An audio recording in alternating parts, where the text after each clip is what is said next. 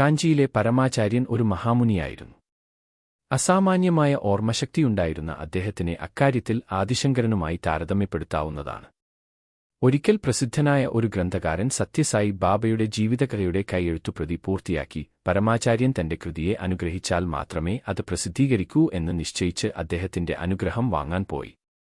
ഗ്രന്ഥകാരൻ ഈ ചിന്തകളുമായി ഉറങ്ങുകയും വിചിത്രമായ ഒരു സ്വപ്നം കാണുകയും ചെയ്തു. അതിൽ സത്യസായി ബാബ കാഞ്ചിയിലെ ബഹുമാനപ്പെട്ട പരമാചാര്യരുടെ തോളിൽ പിടിച്ച് പരമാചാര്യരോടൊപ്പം വരുന്നത് വ്യക്തമായി കണ്ടു.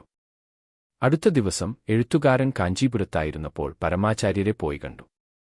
എഴുത്തുകാരൻ അദ്ദേഹത്തോട് ഒന്നും പറയാതെ തന്നെ ബഹുമാനപ്പെട്ട പരമാചാര്യൻ അദ്ദേഹത്തോട് പറഞ്ഞു, സായി എന്റെ തോളിൽ പിടിച്ച് എന്നോടൊപ്പം നടക്കുന്നത് നിങ്ങളുടെ സ്വപ്നത്തിൽ നിങ്ങൾ കണ്ടില്ലേ?